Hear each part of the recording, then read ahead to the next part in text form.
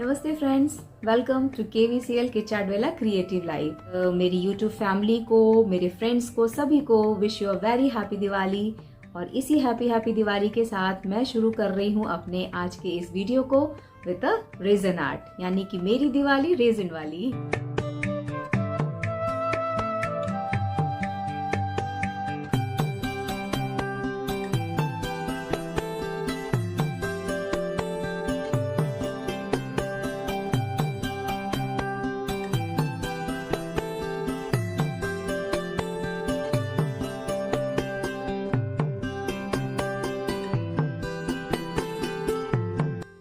संसार की सुंदरता सत्यम, शिवम और सुंदरम से होती है।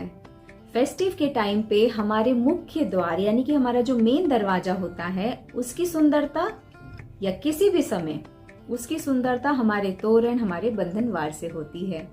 तो आज मैं यहाँ पे कुछ नए तरीके से आपको बंधनवार बताऊंगी। पूजा के समय में या हम ओकेजनली भी ऐसी थालियों का यूज करते हैं, तो कुछ नए तरीके से मैं यहाँ पे एक थाली लेकर आई हूँ। और कोस्टर, जो कि कोस्टर कम और कैंडल स्टैंड ज्यादा होगा। बस इसमें छोटी छोटी चीजों का ध्यान रखना है। और आज मैं इसी रेजन के साथ कुछ नए नए एक्सपेरिमेंट करके आप लोगों तक एक नए रेजन से नए चीज लेके आई हूँ।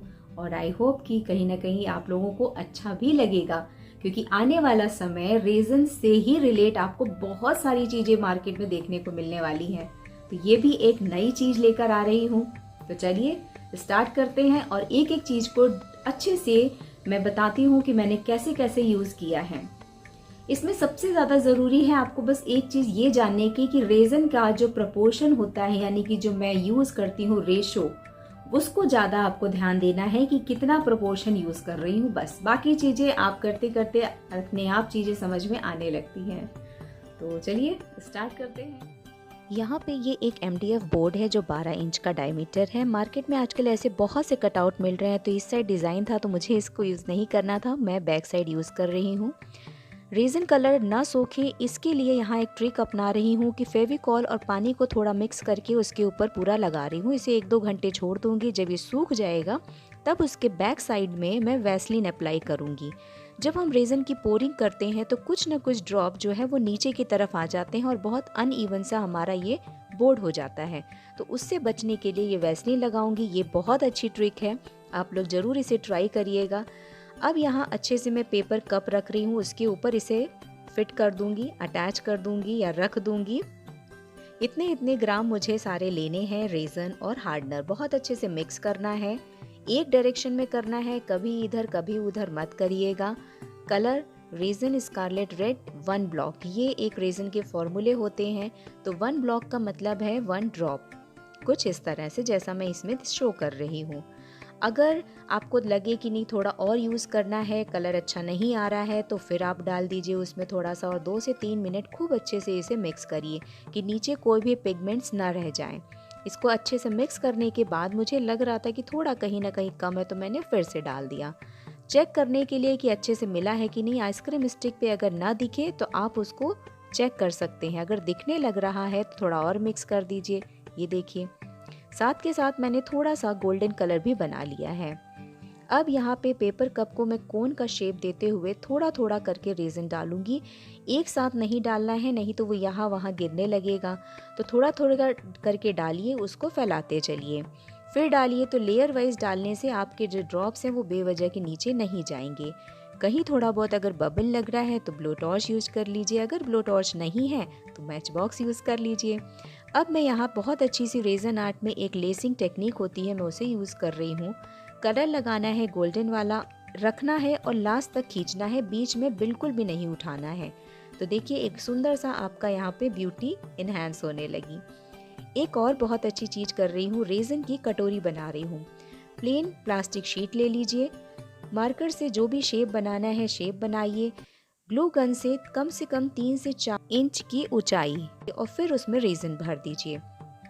इसको ओवरनाइट नहीं छोड़ना है, 10-12 घंटे के बाद आप इसे निकाल दीजिए। थोड़ा सा सॉफ्ट रहे इतना भी निकालना है। अनइवन है तो थोड़ा कटिंग शटिंग करके रेगमार पेपर यूज़ करके उसको थोड़ा इवन कर लीजिए। और देखिए अब ये अच्छे से मोल्ड होगा और शार्पनेस नहीं रहेगी। अब इसको कटोरी का शेप देने के लिए कटोरी में ही आपको रखना है, एक हैवी चीज रख दीजिए। अब इसे ओवरनाइट छोड़ दीजिए एंड इट्स डन। अब यहाँ आपका थाली भी रेडी हो गया, कटोरी भी रेडी हो गई। अब दोनों को पेस्ट कर दीजिए और यहाँ मैंने लेसेस से चारों तरफ इसको डेकोरेट कर दिया है। ग्लू गन से पेस्ट कर दीजिए, बहुत अच्छे से पेस्ट हो जाएगा। बैक साइड में शिल्पकार से इसके लेग बना दिए हैं, कलर कर दिया है। कटोरियों में भी मैंने शिल्पकार से थोड़ा बहुत काम कर दिया है, जैसा आप देख रहे हैं। ये आपके ऊपर है टोटली कि आप अपनी थाली को कितना डेकोरेट कर सकते हैं। एंड सी द ब्यूटी, ये थाली आपकी मल्टीपर्पज़ बन चुकी है। अब इसे सर्व करिए, कहीं डेकोरेट करिए, इवन गिफ्ट भी कर सकते हैं। बस गरम चीज़ें डायरेक्ट नहीं रखना है।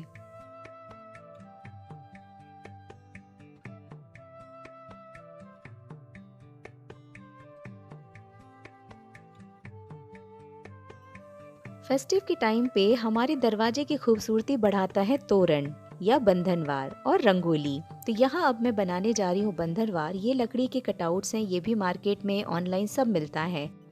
यहाँ मैं रेज़न का जो भी प्रोपोर्शन बता रही हूँ वो 1 कोस्टर का बता रही हूँ। इस पूरे कटआउट में मैंने आई हुक लगा दिया है। आई हुक लगाने से क्या होगा कि आपको सारे कटआउट्स डिटैच करने में बहुत आसानी होगी। लास्ट में आपको इसका मैजिक दिखेगा। तो यहाँ मैं एक एक कोस्टर को सब अच्छे से कर दे रही हूँ रेज़न के साथ। बैक साइड में वैसलीन लगाया है और इस पे भी फेविकॉल अप्लाई कर दिया था, बबल्स हटा दिए हैं। अब इन सब को मैं एक साथ रख दूंगी। ये रहे वो आई हुक, इनको थोड़ा थोड़ा सा ओपन कर दूंगी कुछ इस तरह से। को थोड़ा समय निकालना होगा और मेरे इस वीडियो को थोड़ी देर बैठ के शांति से एक बार देख लीजिए, क्योंकि बहुत ही अच्छी चीज लेके आई हूँ, बहुत एक नई टेक्निक लेके आई हूँ। आप लोग इसको देखिएगा और फिर बताइएगा कि कैसा लगा। यहाँ ये सारे कटआउट्स अच्छे से सूख गए हैं। डस्ट फ्री एरिया में इनको हमेशा रखिए कि डस्ट ना आए। अब इसे डेकोरेट करिए अपने मन चाहे, जैसा आपको अच्छा लगे। यहाँ ये मैं मोतियों के लेसेस यूज़ कर रही हूँ। 20 to 30 रुपीज़ मीटर मिल जाते हैं।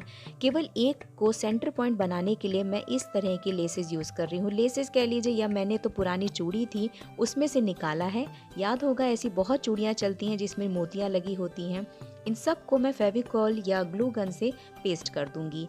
सारी चीज़ें जितनी भी एसेसरीज़ हैं उनको एक बार आप रख के देख लीजिए और उन सबको अच्छे से पेस्ट कर दीजिए ग्लू गन से। मैंने सेंटर में यानी जहाँ डिटैच करने वाला लगाया है वहाँ पे पॉम यूज़ कर रही हूँ उसको छुपाने के लिए। डोरी लगा दी है, डोरी में भी मोतियाँ लगा दी हैं। तो वही मैंने कहा कि जैसे आपको अच्छा लगे आप उस चीज़ को डेकोरेट कर सकते हैं। And see the final look. एक और तरीके से भी आप इसे हैंग कर सकते हैं बंधनवार को। यही मैजिक था आई हुक का। अब आप इसको अच्छे से सब अलग कर दीजिए, क्योंकि एक बहुत बड़ा टास्क होता है आफ्टर फेस्टिवल इन सब को सही तरीके से रखने का। तो यही आई हुक का मैजिक है। अब आप इसे बॉक्स में अच्छे से अगले साल के लिए रख दीजिए। मैंने यहाँ एक कटआउट जो कि मैं दिया या कैंडल स्टैंड बनाने जा रही हूँ, सेम कलर जब मैं कर रही थी उसी समय मैंने इसमें भी कलर कर दिया था। बस टेक्निक कुछ नहीं करने जा रही हूँ। कॉटन बाथ, यहाँ मैंने एक पुराने कपड़े में से कुछ बूटे निकाल लिए हैं, उसको थोड़े से रेज़न में थोड़ी देर के लिए, घंटे भर के लिए उसे रख दूंगी कि वो अच्छे से रेज़न को सोक कर ले।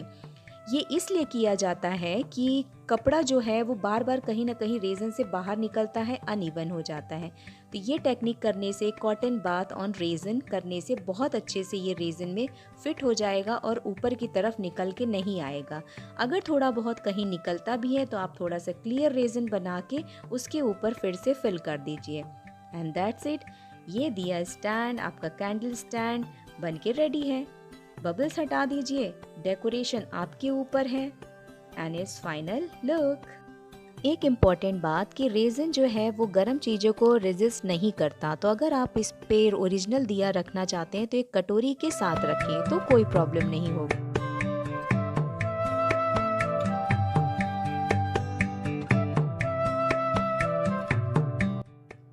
लोगों ने थोड़ा सा समय निकाल के मेरे इस वीडियो को पूरा देखा, उसके लिए दिल से बहुत बहुत थैंक यू है। और आशा करती हूँ कि आप लोगों को आज का ये वीडियो जो रेज़न से रिलेटेड था कहीं ना कहीं थोड़ा अच्छा लगा होगा। और अगर अच्छा लगा है तो उसे लाइक करिएगा, कमेंट करिएगा और अगर नए हैं तो सब्सक्राइब करिएगा। तो चलिए मिलती हूँ फिर से नेक्स्ट वीडियो में कुछ नया लेके। कुछ रेज़न से ही रिलेटेड होगा पर कुछ टेक्निक नई होगी, चीज़ नहीं होगी और उसके तरीके नए होंगे। तो take care and bye bye.